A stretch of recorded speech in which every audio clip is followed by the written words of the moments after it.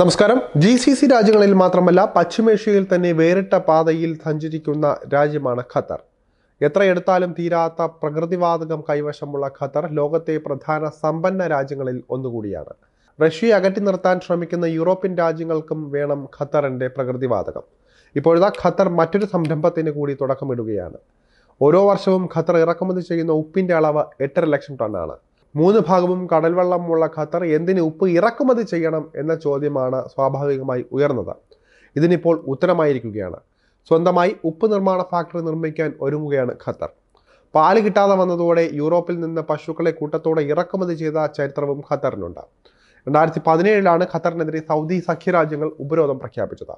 ഇറാനുമായി അടുക്കുന്നു, തങ്ങളുടെ ആഭ്യന്തര കാര്യങ്ങളിൽ ഇടപെടുന്നു, അൽ ജസീറയുടെ പ്രവർത്തനം അതിര് കടക്കുന്നു തുടങ്ങി പല കാരണങ്ങൾ ചൂണ്ടിക്കാട്ടിയായിരുന്നു അന്ന് ഉപരോധം ഏർപ്പെടുത്തിയത്.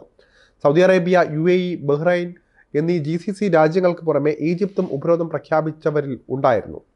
ആവശ്യമുള്ള എല്ലാ വസ്തുക്കളും ഇറക്കുമതി ചെയ്യുകയായിരുന്നു ഖത്തറിന്റെ അതുവരെയുള്ള പതിവ്. UAEയിൽ നിന്നും സൗദിയിൽ നിന്നുമാണ് എല്ലാ ചരക്കുകളും എത്തിയിരുന്നത്.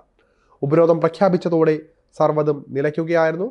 പാല് പോലും കിട്ടാതെയായി. ഉടനടി പരിഹാരം കാണണമെന്ന നിർബന്ധത്തിലായിരുന്നു അമീർ Sheikh Tamim bin Hamad Al താനി. അങ്ങനെയാണ് യൂറോപ്പിൽ നിന്ന് യഥേഷ്ടം പാല് തരുന്ന മുന്തിയ ഇനം പശുക്കളെ ഇറക്കുമതി ചെയ്തത്.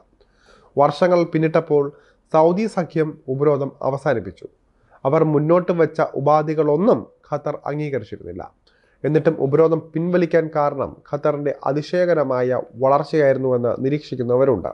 യൂറോപ്പ്, ഏഷ്യ എന്നിവിടങ്ങളിൽ നിന്നുള്ള രാജ്യങ്ങളുമായി വ്യാപാരം ശക്തിപ്പെടുത്തുകയായിരുന്നു ഖത്തർ ഉപ്പ് നിർമ്മാണ ഫാക്ടറി നിർമ്മിക്കാൻ പോകുന്നു എന്നാണ് ഇപ്പോൾ പുതുതായി പുറത്തു വന്നിരിക്കുന്ന വാർത്ത.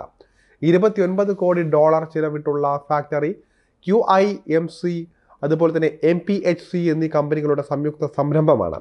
പ്രതിവർഷം 18 ലക്ഷം ടൺ ഉപ്പ് നിർമ്മിക്കാൻ പര്യാപ്തമായ ഫാക്ടറിയാണ് ലക്ഷ്യം. ഖത്തറിലെ ആവശ്യം കഴിഞ്ഞ മിച്ചം വരുന്ന ഉപ്പ് മറ്റ് GCC രാജ്യങ്ങളിലേക്കും പശ്ചിമേഷ്യൻ രാജ്യങ്ങളിലേക്കും കയറ്റുമതി ചെയ്യാനാണ് ആലോചിക്കുന്നത്. 1990-ൽ 80% സ്വകാര്യ പങ്കാളിത്തത്തോടെയാണ് ഖത്തർ ഇൻഡസ്ട്രിയൽ മാനുഫാക്ചറിംഗ് കമ്പനി അതായത് QIMC രൂപീകരിച്ചത്.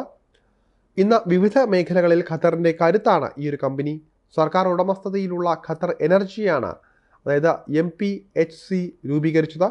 എന്തായാലും ഉപരോധം ഖത്തറിനെ മാറ്റിമറിച്ചു എന്ന് പറയുന്നതാണ് ശരി. ഇന്ന് ലോകത്തെ പ്രധാന വാതക കയറ്റുമതി രാജ്യമാണ് ഖത്തർ. ആഗോളതലത്തിലുള്ള മിക്ക പ്രശ്നങ്ങളും പരിഹരിക്കാൻ മധ്യസ്ഥത വഹിക്കുന്നതും ഖത്തറാണ്. ലോകോത്തര വിമാന കമ്പനികളിലൊന്നായ ഖത്തർ എയർവേസും ഖത്തർ ഭരണകൂടത്തിൻ്റെതാണ്. എന്തായാലും ഖത്തർ ഇപ്പോൾ ലോകത്തിന് പല കാര്യങ്ങളും സംഭാവന ചെയ്തുകൊണ്ടിരിക്കുകയാണ്. അതുകൊണ്ട് തന്നെ ഖത്തറിന് അഭിമാനിക്കാം.